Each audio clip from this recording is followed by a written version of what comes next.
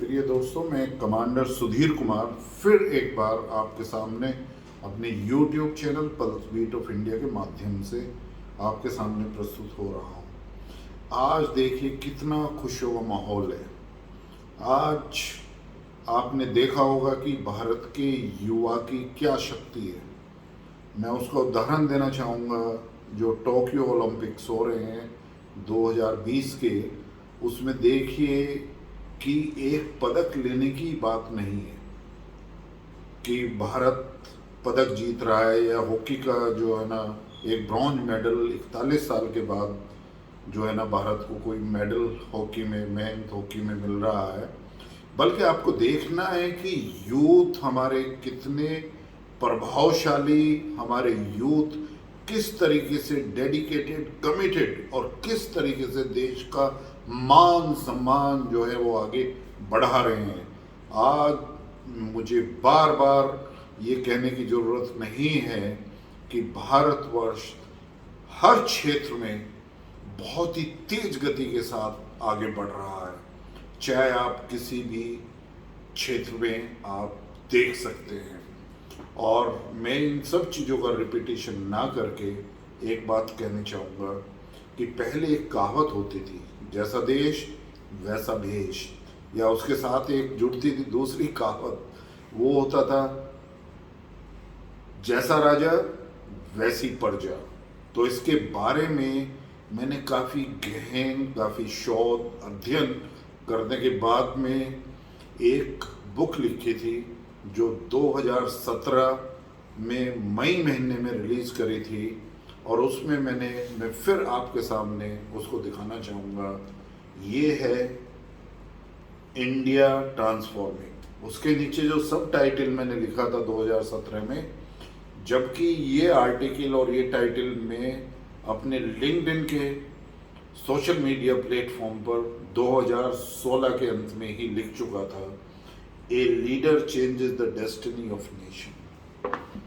एक committed leader, एक bold leader, एक पूर्णतः समर्पित देश को आगे बढ़ाने के लिए जिसको हमें काफ़ी सेंचुरी से ज़रूरत थी, वो लीडर भारतवर्ष को मिला।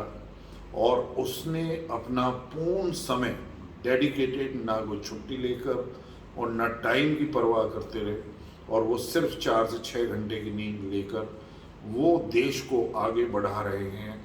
जो एक वो उन्होंने जो चेंज भारतवर्ष में लाया है, जो एक पॉजिटिविटी का जो निर्वाह किया है, जिस तरीके से आज सभी भारतीय, न कि सिर्फ भारतवर्ष में बट पूरे विश्व के पटल में वो इतने काम, पोयस, लविंग, प्रशंसित, डेडिकेटेड, समर्पित और आगे बढ़ने के लिए लालायित हैं।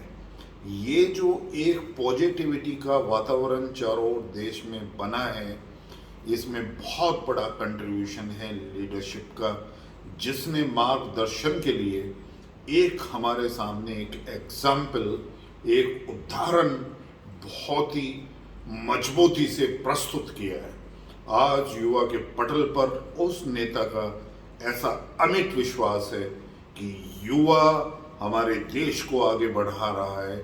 हमारी युवा की शक्ति वो हर एक जगह देखने को मिल रही है, चाहे वो हमारी युवाएं वो आर्म फोर्सेस में हो, बॉर्डर पर देश को डिफेंड कर रहे हैं, या वो खेल के मैदान में हो, जो उनका जागा हुआ विश्वास है, जो पूर्णतः जागा है और वो टोक्यो ओलंपिक में दिखा रहे हैं, या दूसरी तरफ हम जो न्यूक्लियर सबमरीन INS अरंत बनाई है, उसके बाद ट्रायड लिया है, उसके बाद अब एयरक्राफ्ट कैरियर INS विक्रांत हमारे कोचीन शिपयार्ड में बनकर उसने सेलिंग शुरू कर दी है, या उससे अलग और हमारी जो आर्थिक व्यवस्था, जो अर्थव्यवस्था है, वो किस तरीके से सुदृढ़ होके फिर एक गति की ओर चल रही है।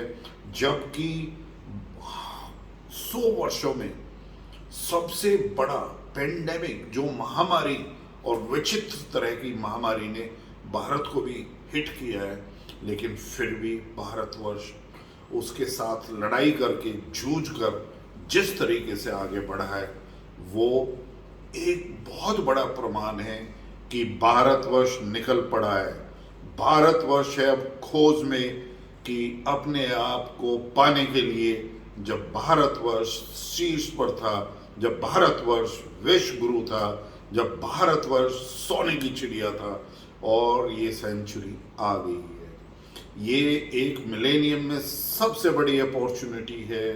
एक नेता जो देश को मार्गदर्शन दे रहा है, एक युवा और एक जनता साथ में मिलकर आगे बढ़ रही है। अब मैं आपको बताना चाहूँगा आज 5 अगस्त का क्या महत्व है।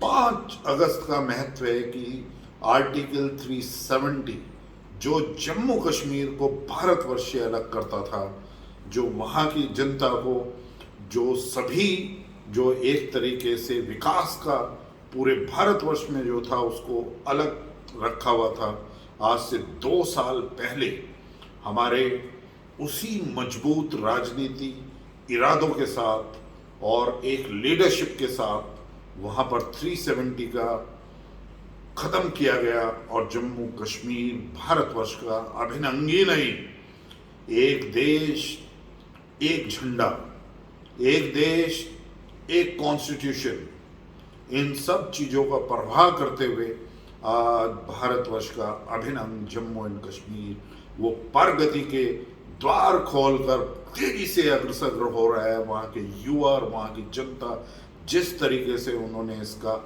आगमन किया है, जिस तरीके से वेलकम किया है, वो अभूतपूर्व है। और वहाँ पर शांति का माहौल ही नहीं, थोड़े दिनों में आप देखेंगे किस तरीके से स्विट्जरलैंड से भी एक बेहतर पर्यटन स्थल वो जम्मू कश्मीर फिर से बन जाएगा।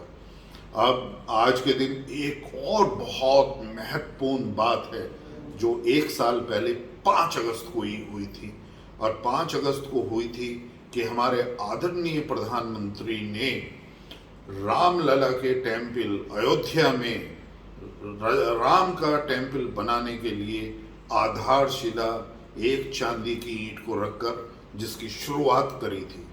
तो आज उस भव्य मंदिर को, उस विशाल मंदिर को बनाने के लिए जो हिंदुओं की आस्था का और हमारे देश की परंपरा और संस्कारों का जो एक विशाल हमारा जो है, उसके लिए हर एक प्रत्येक भारतीय में जरूरत थी 1000 से 1200 करोड़ रुपए की, लेकिन वहाँ पर 3000 करोड़ का जो एक अनुदान, जो एक तरीके से उन्होंने डोनेशन दिया है और इसकी तरफ वो इकट्ठे हो गए हैं। तो ये बहुत बड़ी चीज़ें जो है ना 5 अगस्त को हुई। एक तो 370 को जम्मू कश्मीर में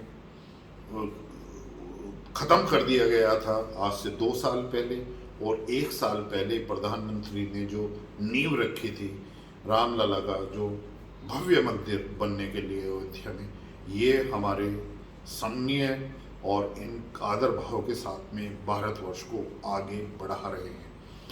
आगे बढ़ना ही युवा काम है, और युवा ही अब भारतवर्ष को उस तरफ ले जाएगा जहाँ पर भारतवर्ष एक आत्मनिर्भर और एक बहुत ही शक्तिशाली देश बन के उभरेगा। इसमें मुझे निस्संदेह भी कोई एक बात भी मुझे उसमें कोई संदेह नहीं है। और युवा को मैं यही कहना चाहूँगा कि आप इसी तरीके से आप आगे बढ़िए, और आपके क्षेत्र में जो भी चीज़ है, प्रॉब्लम आती है, आपको यदि किसी भी तरह की प्रॉब्लम है, उनको गवर्नमेंट के साथ इंटरेक्शन करके, अपने इंस्टीट्यूशंस के साथ करके, अपने गुरुओं के साथ, अपने फैमिली मेम्बर्स के साथ करके, इसी आत्मविश्वास के साथ आगे बढ़िए और एक भव्य भारत का निर्माण करिए। धन्यवाद।